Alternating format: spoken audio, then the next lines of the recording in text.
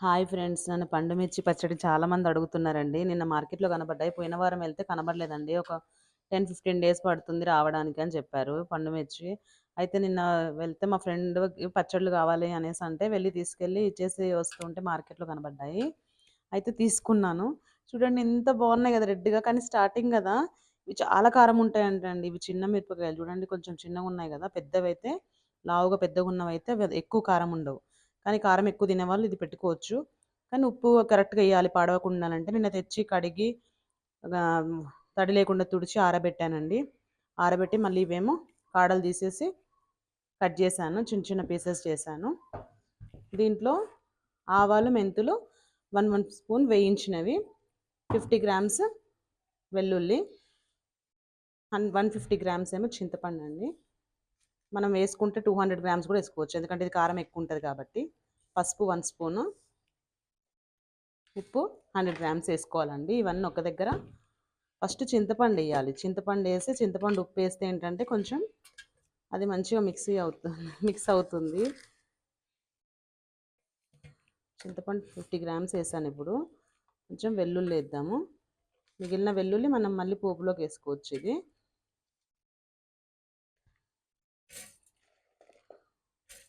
పసుపు కూడా వేయాలండి.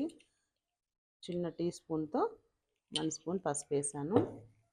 ఇంకా ఇదేమో ఆవాలు, మెంతులు 2 వేయించి చల్లగా అయినాక పొడి చేశానండి. ఇది ఒక 1 స్పూన్. హాఫ్ కేజీకి అయితే 2 స్పూన్స్ వేయచ్చు. ఉప్పు సరిపడా వేసుకోవాలి.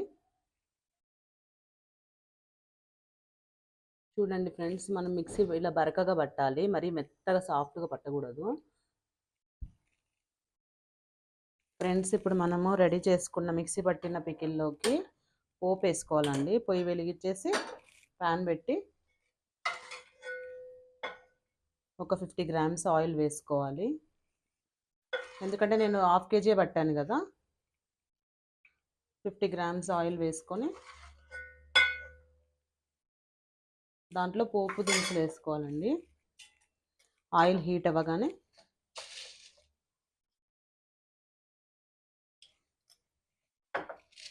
ఫస్ట్ శనగపప్పు వేసుకోవాలి. ఎందుకంటే మనకు అది కొంచెం వేగడానికి టైం పడుతుంది కాబట్టి శనగపప్పు వేసుకోవాలి. నేను ఏదైనా చేయితోనే వేస్తానండి, అంజాదగా వేస్తాను.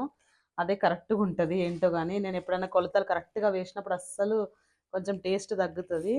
ఇలా వేసినప్పుడే అసలు బాగుంటుంది టేస్ట్. ఏదైనా కూడా ఏది చేసినా కూడా, నాన్ వెజ్ అయినా వెజ్ అయినా ఏదైనా కూడా ఒక స్పూన్, హాఫ్ కేజీ కాబట్టి ఒక స్పూన్ సరిపోతుందండి పోపు దినుసులు.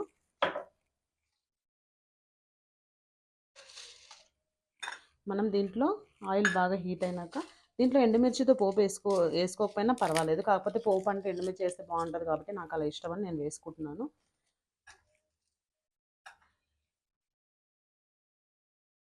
ఇంకోటి, స్టవ్ ఆఫ్ చేసే ముందు వెల్లుల్లి వేసేసి కరివేపాకు వేసేసి స్టవ్ ఆఫ్ చేయాలండి. ఇంగువ కూడా వేయాలి దీంట్లో. ఇంగువ కంపల్సరీ వేయాలి. మనం చింతపండు వాడేటప్పుడు, టమాటా వాడేటప్పుడు ఇంగువ వేస్తేనే బాగుంటుంది. జలుబు చేయకుండా, ఇంకోటి మనకు అరుగుదల అంతా బాగుంటుంది.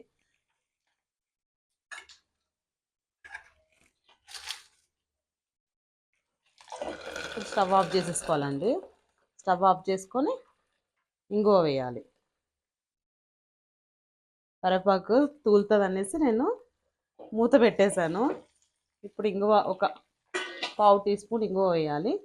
ఇది మొత్తం చల్లగా అయినాక, పోపు చల్లగా అయ్యాక మనం రెడీ చేసుకున్న పచ్చడిలోకి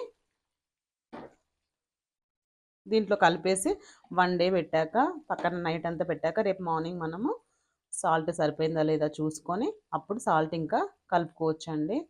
ఇంకా తడి తగలకుండా ఉంటే మనకి చాలా రోజులు నిలువ ఉంటుంది. వేడి వేడి అన్నంలోకి నెయ్యి వేసుకొని తింటే చాలా బాగుంటుంది. నెయ్యి కంపల్సరీ వేసుకోవాలి. ఎందుకంటే ఈ ఘాటుకి కడుపులో మంట, మళ్ళీ నొప్పి వస్తుంటుంది కదా వేడికి. ఇది వేడి కదండి పచ్చడి మిరపకాయలు, అందుకే నెయ్యి వేసుకొని తినాలి. అప్పుడు టేస్టీగా ఉంటుంది. మనకు కడుపు నొప్పి, మంట అలాంటివి కూడా ఏది రాదండి. Thank you friends.